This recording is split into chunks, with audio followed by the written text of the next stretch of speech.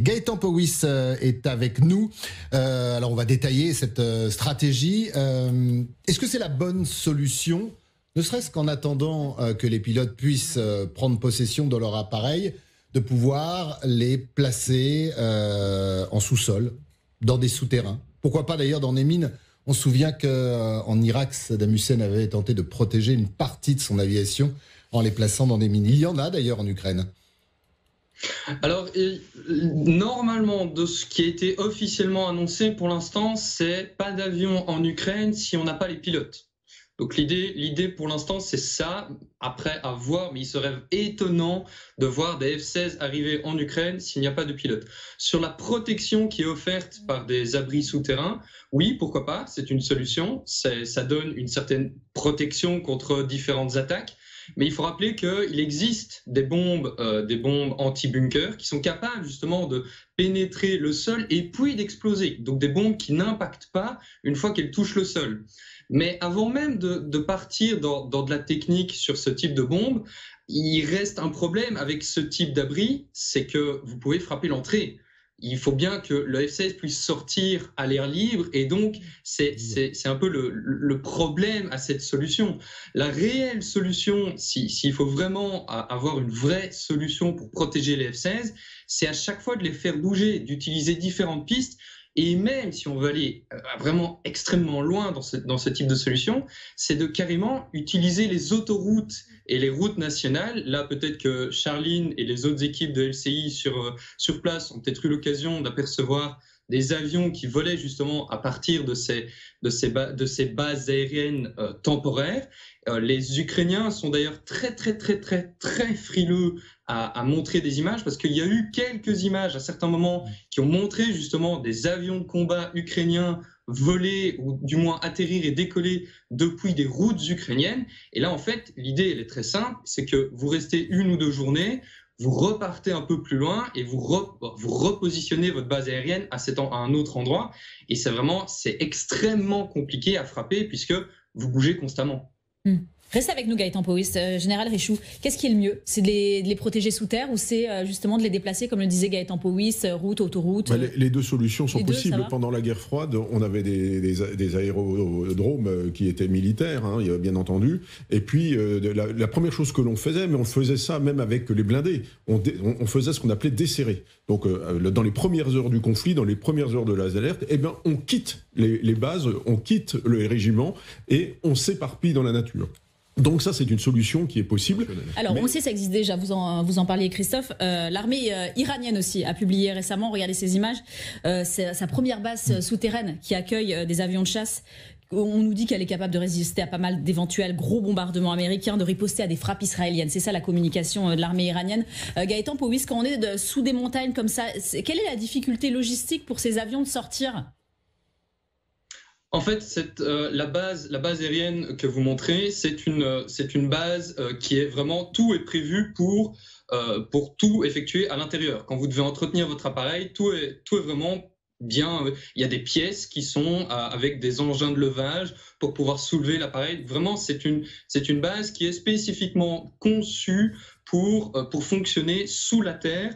Mais alors, là où les Iraniens n'expliquent pas trop, ne font pas trop attention, quand on regarde les images satellites de cette base en particulier, pour arriver jusqu'à la piste de décollage ou d'atterrissage, les avions doivent passer à l'air libre pendant un certain temps, repasser sous un tunnel et puis enfin arriver à la piste de décollage. Et donc moi, concrètement, je suis les Américains, je ne vais même pas détruire les sorties des hangars, mais je vais tout simplement détruire les 2 tunnels et c'est fini, vos avions sont bloqués sur la base aérienne.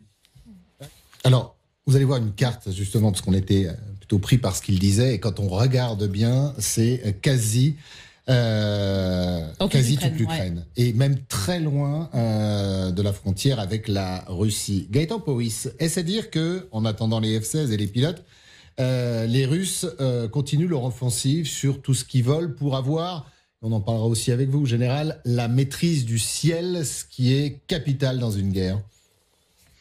Pour répondre d'abord à la question qui avait été posée par le général, je n'ai pas les chiffres exacts, ou plutôt les chiffres actuels pour les avions de combat ukrainiens détruits.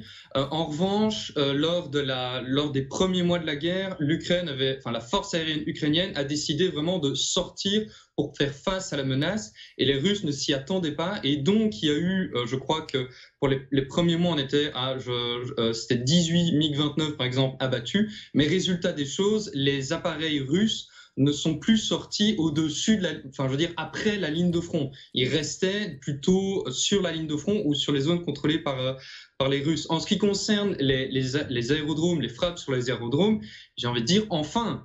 Je veux dire, là, je crois que le général sera aussi d'accord avec moi. On est concrètement, quand vous attaquez un pays, par exemple, Tempête du désert, qui fait un peu office d'exemple de frappe, d'attaque sur un autre pays, le premier truc que vous faites, vous essayez vraiment la première option que vous prenez, c'est vous détruisez les moyens ennemis, en ce compris les bases aériennes, pour justement empêcher ce que le général avait expliqué avec les chars, le desserrement de vos appareils sur des bases aériennes secondaires, sur des aéroports civils, sur des aérodromes.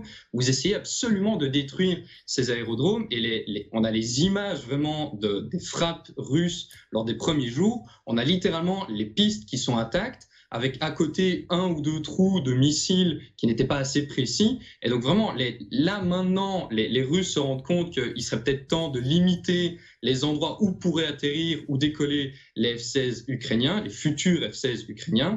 Et donc j'ai envie de dire, enfin pour les Russes, parce que c'est absurde, et vraiment je suis vraiment pas le seul à le dire, il suffit d'écouter les autres experts en aéronautique défense. Pas que. Gaëtan Powys, juste, est-ce qu'il y a eu une tractation selon vous entre l'Ukraine et le Kazakhstan? Alors on voit 17 000 euros, Sylvia nous disait moins de 17 000 euros par pièce, quand on sait qu'un F-16 c'est 20 millions de dollars, le gap est assez grand. Est-ce qu'il y aurait eu une tractation? Ceux-là ne voleront pas. Hein. Oui, non, je sais bien. Non mais même au poids du métal, ça me paraît pas cher. Y a-t-il eu une tractation? Et est-ce que justement le leur c'est l'unique motivation, ça aurait pu être l'unique motivation des Ukrainiens?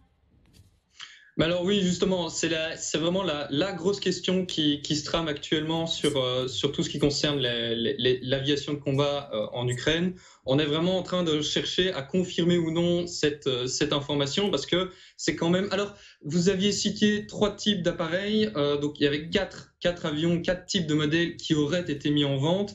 Les États-Unis auraient effectivement, selon les sources ukrainiennes pour l'instant, on n'a pas encore de confirmation autre que des sources ukrainiennes, auraient acheté des MiG-29, MiG-27 et Sukhoi 24. Sur ces 3 appareils, et là je le rappelle vraiment, on n'a que 2 appareils qui volent actuellement en Ukraine. Le MiG-27, donc un avion d'attaque, ne vole pas sous les couleurs ukrainiennes, et donc là c'est pour ça à voir à quoi ça sert. Est-ce que cet avion serait transféré pour faire office de leurre, mais sachant très bien que cet avion n'est pas... Enfin je veux dire, les Russes, s'ils ont une image, ne vont pas frapper ce type d'appareil. En revanche, oui, il y a toujours moyen de trouver des pièces de rechange, parce qu'on pense souvent à donner des avions à l'Ukraine, mais il faut pouvoir aussi entretenir les avions. Et là, on revient avec la discussion qu'on avait eue sur les F-16. Il faut pouvoir changer certaines pièces. Et alors, si effectivement ces avions ne peuvent plus voler, ils peuvent toujours servir. On peut toujours enlever des pièces de l'électronique qui n'est plus trouvable, puisque en fait, les MiG-29, les Sukhoi 24 et 25, par exemple, ukrainiens, ce sont des avions d'origine soviétique russe. Il y a une industrie, une certaine capacité industrielle en Ukraine qui est capable de pouvoir les entretenir, mais on est en guerre et c'est extrêmement compliqué. Et le gros de ces pièces, en fait, peut venir de Russie, mais là, c'est impossible. La Russie va interdire ce genre d'achat. Et donc, c'est vraiment là l'intérêt, c'est à la fois de pouvoir servir de carcasse, en fait, vraiment de coquille vide pour simuler un avion et du coup sauver d'autres avions qui sont utilisés sur les aérodromes, et deuxièmement de pouvoir entretenir la flotte d'appareils qui est encore en service en Ukraine actuellement. Gaëtan Powys, un mot sur cette technique, elle est contraignante ou pas? Je disais jusqu'à 6 heures, disait Sylvia, couverture continue de fumée jusqu'à 6 heures. En fait, elle présente vraiment l'avantage, comme décrit dans la vidéo, c'est vraiment, vous ne pouvez plus rien voir quand vous êtes dans les airs. C'est impossible de voir ce qui se passe au sol, mais inversement, les drones russes ne savent pas non plus voir ce qui se passe au sol. L'aviation, c'est extrêmement compliqué si vous n'avez pas de pods qui sont capables justement de voir à travers la fumée et encore. Donc vraiment, ça présente des avantages, oui, mais il y a aussi des désavantages, et ce, dans les deux camps. Vous ne voyez pas l'ennemi arriver, mais à l'inverse, quand vous êtes dans votre char, par exemple, que vous soyez russe ou ukrainien, vous ne savez pas voir où se trouve l'ennemi, ou du moins à longue distance, et donc parfois vous perdez à la limite un avantage que, je veux dire, vous protégez, oui, mais vous perdez l'avantage de voir l'ennemi au plus loin. Donc faut vraiment voir le pour et le contre de ce genre de technique. Vous pouvez effectivement l'avantage de protéger des installations stratégiques comme le pont de Kerch, ça oui, c'est évident, c'est extrêmement avantageux pour les Russes. Maintenant, utiliser ça sur le champ de bataille, c'est d'ailleurs la première fois, comme vous l'avez expliqué, qu'on le voit en Ukraine. À voir si ça va se généraliser, je ne pense pas, parce que c'est vraiment, enfin je veux dire, vous perdez certains avantages en vous protégeant, oui, mais à voir, et il suffit aussi que le vent tourne et c'est fini. Là, c'est vous qui vous prenez la fumée, et c'est à l'inverse les Ukrainiens qui n'ont plus de fumée et qui vous voient arriver plus facilement. C'est ce qui arrivait quand on utilisait notamment pendant la guerre 14-18 les gaz. Quand le vent tournait, eh bien c'était ces hommes qui périssaient.